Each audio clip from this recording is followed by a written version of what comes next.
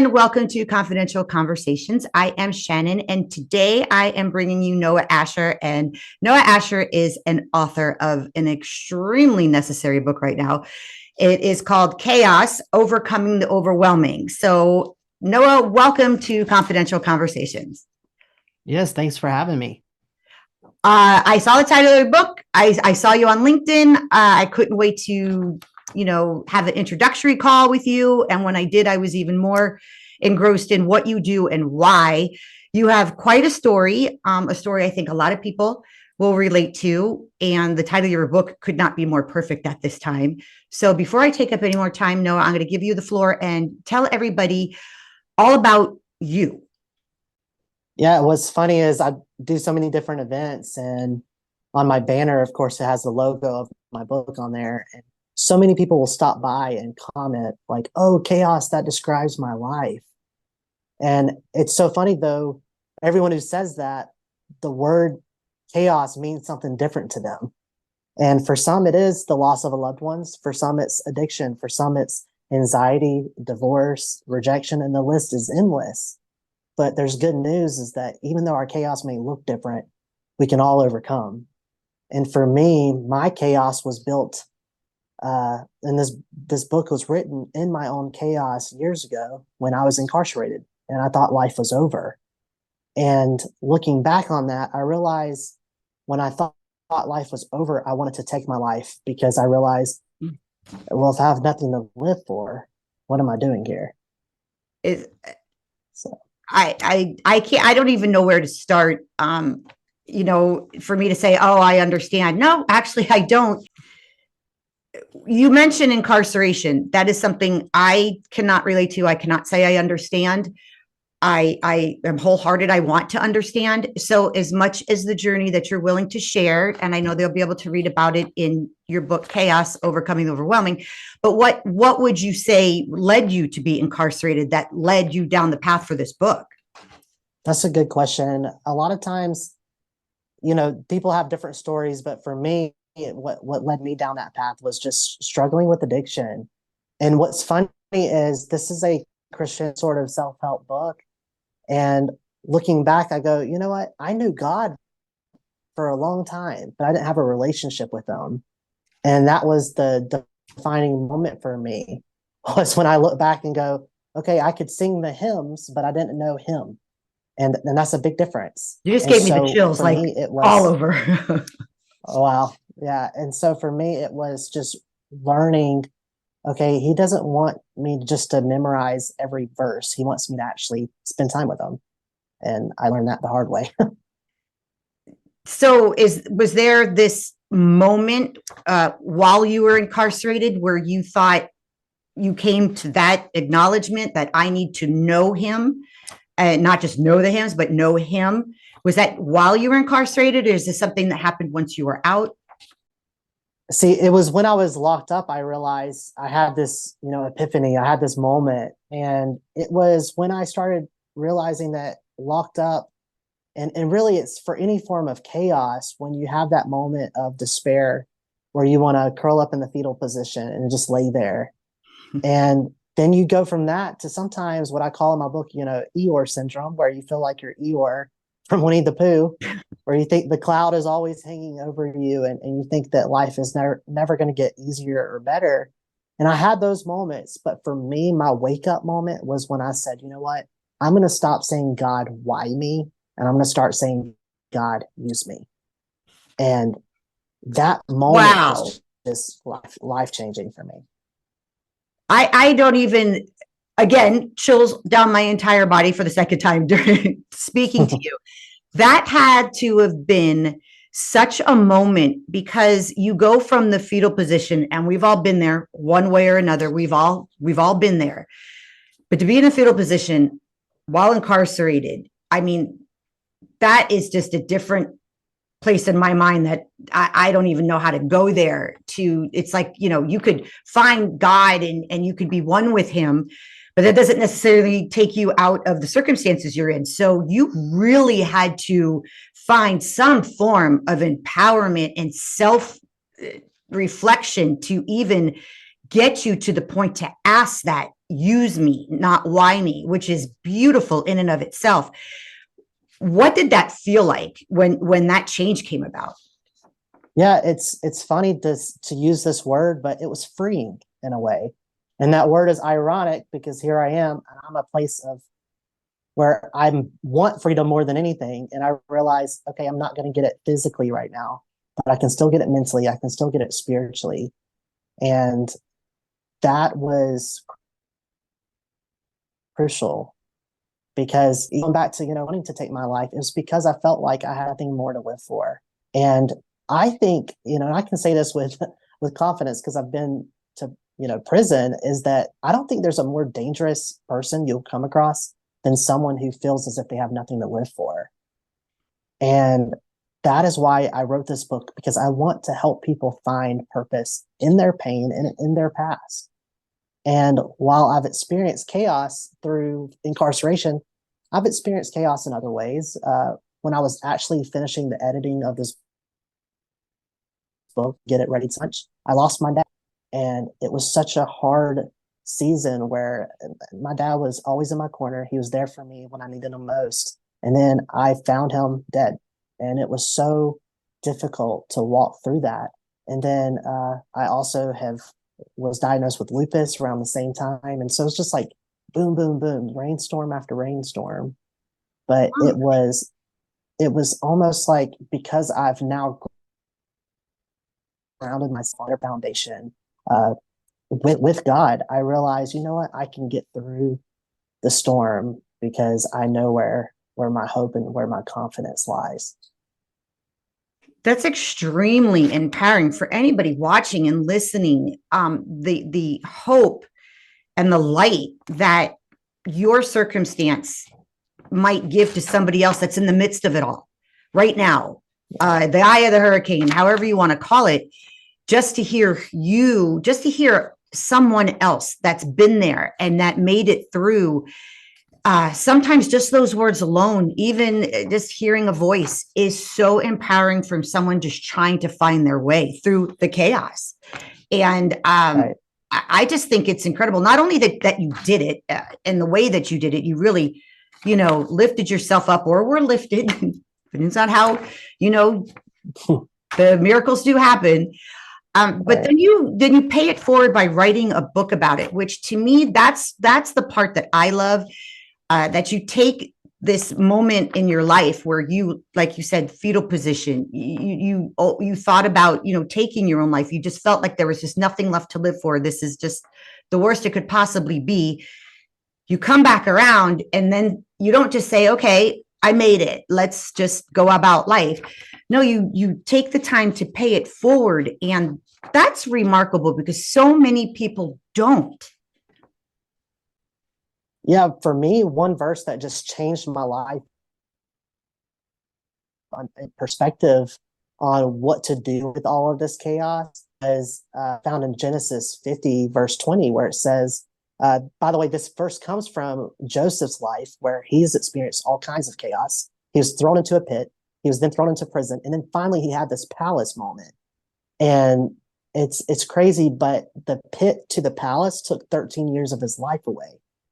And at the end of all of this, he's in the palace and he stands before his brothers who kind of sparked all of this chaos for him. And he says, hey, what the enemy intended for evil, God will use for good to save many.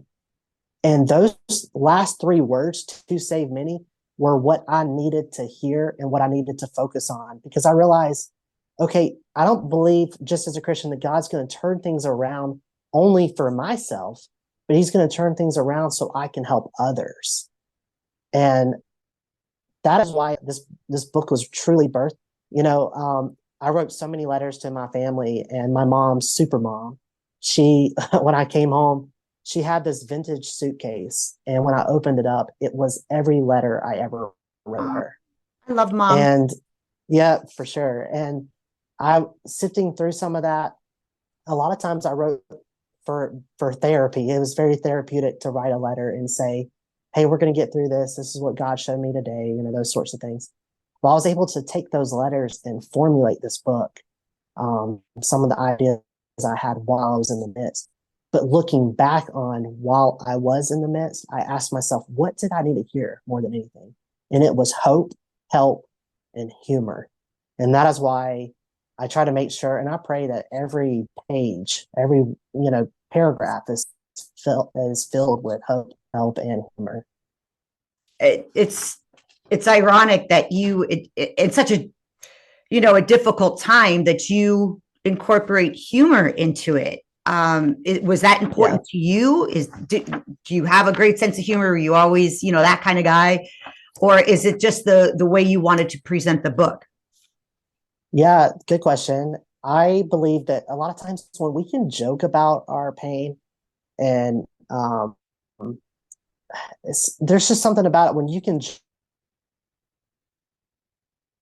joke about your chaos, you own it instead of it owning you.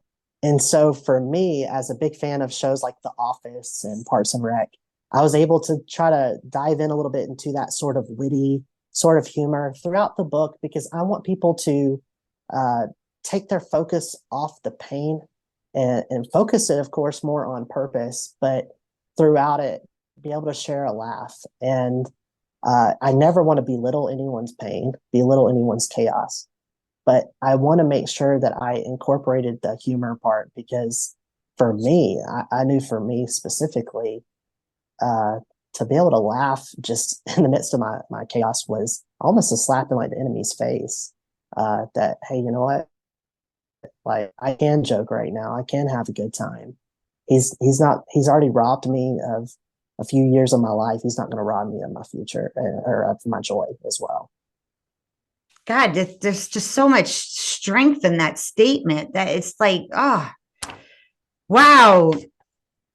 No, you are quite an incredible man. One thing that you did Well, say thank that I you. thought was, I don't know, it worth noting that there's purpose in your pain. Just, it's like change the attitude, change the outcome. When you have pain, you think you have no purpose. You felt you had nothing. Yeah. But then you turn it around and well, no, maybe it's just how you say it. There is purpose in your pain. And is that the book? How would you explain that? Because I think that's a remarkable statement. Yeah, I think it's very important to understand that when we are going through our pain, there is purpose in it, but we can't just stop there. We have to then search for that platform to share and help others in the same line of work, in which a lot of times our own chaos was birthed. But for purpose, I want to make sure throughout this book that people see that. And so I share stories of people who have experienced some sort of chaos and how they've overcome. And we look at famous people, but we also look at normal everyday people. And yeah, one of my favorite chapters in the book is about the life of Joseph and how he went from the pit to the palace. And the hope part is that we can do the same. But the help part is okay, let's look at some people in history who have done these sorts of pit to palace sorts of victories. And I look at a few different Holocaust victims, and some have come in and they lost everything. And then some have written books, some have gone on to do things. And then I share one story where it's this mother who, at the time, she was a child and she lost her parents. And then she ends up being a great mother. She ends up being a great, awesome grandmother. And I share moments like that in the book because I want people to understand that sometimes that purpose that you find in your pain doesn't have to be some moment where you shake hands with the president. It doesn't have to be some big moment. Sometimes overcoming, the tagline of my book is overcoming the overwhelming. Sometimes overcoming your overwhelming is waking up today, getting out of bed and saying, you know what, today I'm gonna find purpose in today.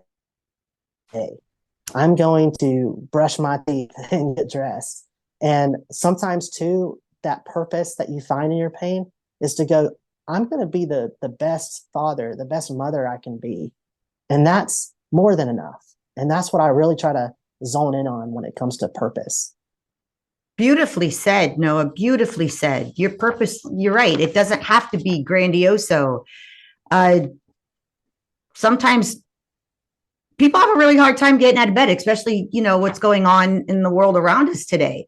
And pulling yourself out of bed and just waking up to just try to get started is an accomplishment. That's a purpose. You tried, you're doing something, you got up. So you're right. It makes so much sense the way you say it. And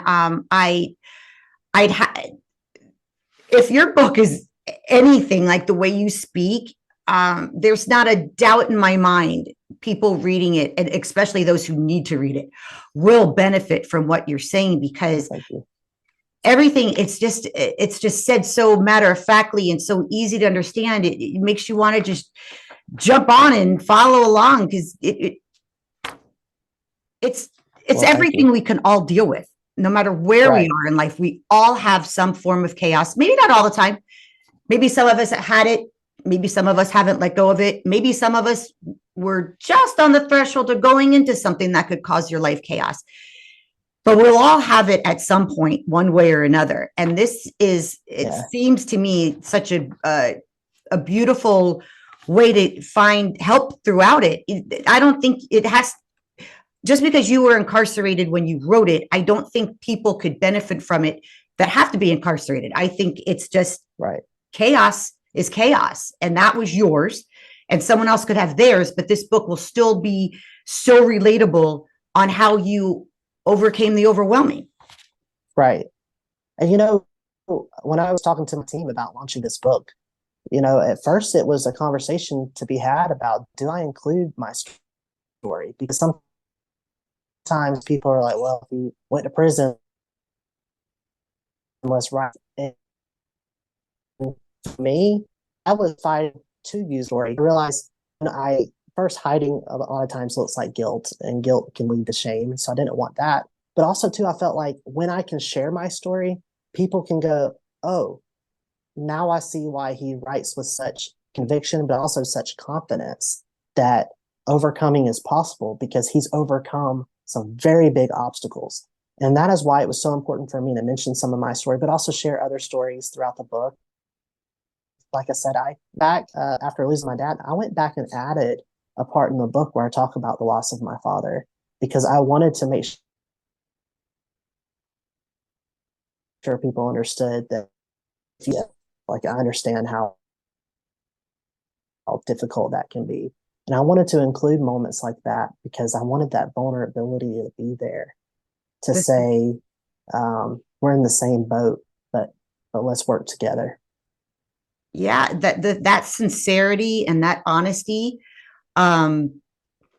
is what draws people in to trust what you're saying. Sometimes that vulnerability, even though that might be a little scary on how it's going to be received, it's also the part that makes you real and respected and trusted. And if someone's reading the book to find their way through the chaos, they're going to trust you because you are honest and sincere. And that says a lot, because, a lot of people do try to keep things in the back, and they don't want to throw it out into the world, because, another cliche would be, no good deed goes unpunished. Here you expose something quite private or emotional in your own life, and you don't want that to, come back and be a negative thing that you did, when the only purpose was to do something positive with it.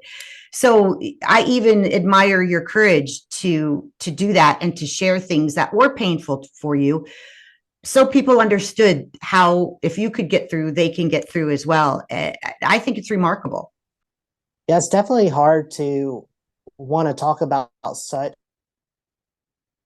deep conversational moments that I've had in my life, because with social media the way it is, it's so easy for people to get on and just share their thoughts, vomit their thoughts out for the world to see. And so there's some pushback, but I even have a chapter in my book where I call it haters gonna hate, which is, Taylor Swift's song. Mm-hmm. And I even say we have to do what she does, which is shake it off. And in that chapter, we look at like the Grinch and how the movie with Jim Carrey, we see at the end, he has a heart change. So he goes down the mountain with all the gifts, and he says, or the officer comes up and he goes, what seems to be the issue here? And the Grinch says, I'm the Grinch who stole Christmas, and I'm sorry. And he holds out his hands. He's waiting to be punished. And he looks up and he says, aren't you going to cuff me, put me in a chokehold, blind me with pepper spray? And the mayor pops up and goes, well, you heard him, officer. And then he whispered, I recommend the pepper spray. And the officer responds so well. He goes, yeah, I heard him. He said he was sorry. And then you see the Who's do what the church is supposed to do. The Who's invited the Grinch in to be part of the family, invited him to sing with him, to even dine with them and share a meal with them at the table. That is what the church is supposed to be, and that's what really community is all about. Yet we also see mayors that come about that say, hey, look what he did wrong. He recommends the pepper spray for that person. And we come across people in our lives that are going to wrap the pepper spray. But because of my faith, I believe that Jesus took the pepper spray for us all. And while we may have deserved it, he took it for us. And so while we may come across mayors, I ought to focus on more of the Who's and focus more on people that are willing to invite me in and to become a part of their family. Wow, yeah, he definitely is using you. You stepped right up and he said, all right, let's go. Yeah. Your story is truly amazing. How I know you went from some of the, the letters that you had been writing to your mom while you were incarcerated. How long did it take you to put this whole book together and say, okay, this is what I want to do and put out to the world?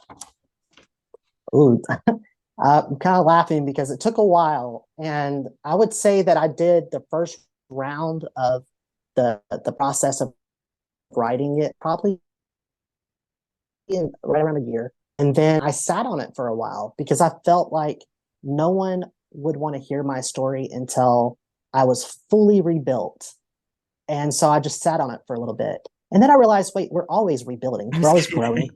And so at that point, I realized, okay, if I'm gonna wait till I'm fully rebuilt, the book's never gonna get out to the world.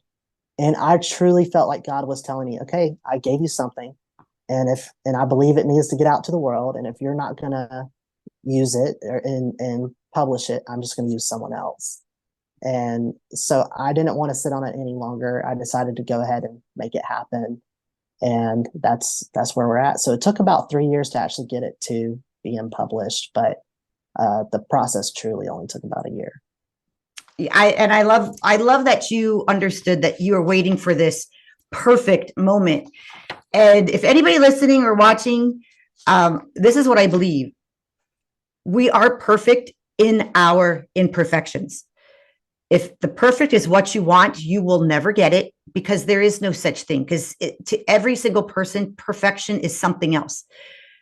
So you are perfect. You are perfectly imperfect, and that's okay. And you, again, you have really great self-reflection to actually say, you know what, if I'm waiting for me to be like, I've done this, I'm through all my pain, nothing could ever be wrong, life is perfect. And that's when you were going to release your book. I give you even more credit that you said, no, wait, that's kind of not realistic. And I'm going to push forward on this. Good for you. Yeah, what's funny is I thought I would wait for the doors to open for me before I was obedient in publishing. But I realized it wasn't until I was obedient in pushing the doors open. And so that order is very important for anyone listening to this is don't wait for the doors to open. Do what you feel like you're called to do and lean into your purpose. And then when you do that, then you'll see the doors open. I love all of it that you're saying because I do believe the universe speaks to us, and sometimes people are always looking for that sign, but the sign is right in front of you, but people hold back and they wait and they wait and they wait. But the sign is to do. You have to do what you're called to do. Don't wait for that perfect time, or even if you've gone through something awful, doesn't mean you still can't come out of that pit, as you say, and still go forward and still have meaning. out of the imperfections in life, look what you've been able to do. And instead of hesitating or waiting or waiting for that moment that you said, oh, that's the sign, it's to do now. The sign was to do it now. And you didn't fully grasp that until you did. So, it's just one of those life lessons. If anybody's out there wondering what they should do or how they should do it, or they think they should do something and they want to do something, they want to do something better. Don't wait. Would that be your call? Just don't wait. Yeah, definitely don't wait. Now is the time. You don't, especially after losing my dad, I realized you don't know what tomorrow holds. And so now is the time. And, you know, when it comes to purpose over pain, there's always going to be pain there, but there's also always going to be purpose. And it's really comes down to our choice deciding if we're going to lean into the purpose. Just for me, I realized, you know what, I don't want to sit and sulk um, all day, every day anymore. I want to make this meaningful. I want to make it impactful, not only for my life, but for the lives of others. Just a remarkable human being, Noah. And everybody watching, listening, I'll make sure down below us in the show notes, you'll be able to see access to Noah's books, where to order it, how to contact him. Um, you know, like you said, you said, I had to talk with my team, when do I release this book? You also have something called the Chaos Movement. Yeah, the chaos movement is something that my team and I we work with other authors. That's how we make our money to be able to do all that we do. Yeah, we do speaking engagements with prison and rehab centers across America. And the chaos movement, we're actually working with some really cool people right now to create some messages and some events with full live music and all of that for inmates and their tablets, because all inmates now have tablets in these prisons, to live stream these events on tablets across the board. It's just amazing what we're able to start doing. That's remarkable. So many, and I've seen different documentaries, and the sad part is people that are incarcerated, it seems like the outside world forgets about them. And when you're incarcerated and come out, it's even harder because they feel that, people don't want to hire them, or they're too risky. So the fact that you're taking the story and helping people while they're in prison, it'll help people while they come out of prison. Then you're streaming live events for the inmates to then watch on the tablet, for them to feel a part of something, which I'd have to imagine is really hard to do when you're incarcerated, to feel a part of something, especially that's taking place outside the walls, to lift them up and feel that they can get through their chaos. Clearly, just another way you're giving back to people who were at one time where you were, when you were in the fetal position, thinking this could not get any worse. And that you didn't forget where you were when you felt that way. It's one thing you're paying it forward, but you're paying it forward to the very place that brought you to that down moment, and you haven't forgotten it. And I think that is incredibly courageous. And also, what kind of strength do you have internally that you're willing to face the hardest time in your life, other than, and I'm sorry, the loss of your father, and keep revisiting it in a metaphorical way? Yeah, it's funny you say that. I had some community supervisors, sorts of officers that deal with corrections. When I asked them to help me get back into these places to share this message of hope, they laughed and they're going, "I think you're the only person who's ever begged us to go back in." And I was like, "Well, as long as I get to leave afterwards and eat, eat whatever I want, and Yeah. yeah, I'm all about it." But no, it was definitely hard at first to. There's a certain smell that will never leave my brain and my memory, but and certain sounds of like the clanging and the keys and all of that. It's those things. It's almost like PTSD in certain ways, and um, so at first it was very difficult. I didn't want to relive it because I didn't want to have to face those sorts of memories. But now it's just reality. As I realize, it's something I have to do because I don't want people to get to the place where I was, where I felt like there's nothing more to live for. And all proceeds of this book actually provide copies to prison libraries and rehab centers across America. So it allows people to, while they're in their deepest, darkest pit, they can read this message. And I hope it brings the brightest of lights for them. That's absolutely spectacular. How do you even make sure? Do you have a list of different facilities that you just mark off that you make sure everybody gets one? Just work your way down the list with the proceeds? Yeah, the first places we make sure that have them are the ones that we work so closely with, just because it's way easier to get them in. But we're not stopping there. I don't know if I'm allowed to mention this, but I'll share it anyway. Is that I'm starting to produce and record the audiobook version of it in a week or so. And we have already gotten permission to allow the audiobook to be on the inmates' tablets for free. And so these men and women will be able to sit on their bunk, sit in their cell, and listen to me talk for hours about chaos. So very cool.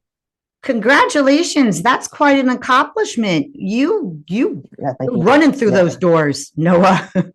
Yeah, yeah. And we're not stopping there. You asked earlier, about the chaos movement, and that's something else we're working on. We're working with state senators right now in the state of Georgia on a new reentry bill, and very, very excited about this. Where so many people do so much time and they get out and they're, like you mentioned earlier, where they're just lost. What do I do now? And so we're working on some reentry bills where it'll make everyone do the last 12 months of their sentence in a transitional center or a halfway house. And this will allow people to um, get the proper tools needed to save money up in their pockets, but also transition properly back into society. I talk to many U.S. senators and state senators alike all the time, and the constant thing I tell them is you want to fix recidivism, but you can't fix recidivism until you fix rehabilitation, and that's where it begins. And so, even to be able to be a part of movements like that, where we can see true change happening across the nation, it's just so impactful. It's so cool. And for me, I look at it and I go, where what the enemy intended for evil with my life, God is turning around for good, not only for me, but to save many. Love it every second of it. Wow, Noah, you are truly a godsend, an angel, a wonderful human being, a great man, definitely someone that we all can learn from the lessons you've just talked about, let alone what you go into in your book, Chaos, Overcoming the Overwhelming. I really don't, I have so, I'm speechless because I think I have such admiration for your entire story leading up to right at this very moment with every new stuff that you've even shared since the last time we spoke. Wow. Well, thank you so much for letting me share. And, I hope people buy it. And for me, it's not, I'm trying to get a new car out of it by people purchasing it. No, I truly hope you go and buy it, because I want people not only to feel a sense of hope on this side of the bars, but also behind bars, but also that for the person who's sitting in that chair right now getting around chemo, for the person who just buried a loved one. I want people like that to understand, hey, it may feel dark right now, but there's light coming. And for me, I put it this way in the book: is I was on vacation one time and we were on the side of this mountain, and it was just a one-lane road, but traffic was going both ways. It was so dangerous. Well, then all of a sudden it started to rain really heavy, and we couldn't see in front of us, beside us, or behind us. So all we could do was stop. And it was scary. But then the rain stopped, the sun started to shine, and because we could see forward, we could go forward again. And I think for people listening to this who feels as if the storm is surrounding them and flooding them so heavily that they cannot see in front of them or beside them or behind them, I want to just encourage them to know that you will be able to see forward again. The storm will let up, and you will be able to overcome your overwhelming. I There you go. Best words, best advice, best hope to give when so many people need it for so many different reasons. That's a beautiful story. Thank you. It is. I know you shared some new things with us today. Is there anything else in your future?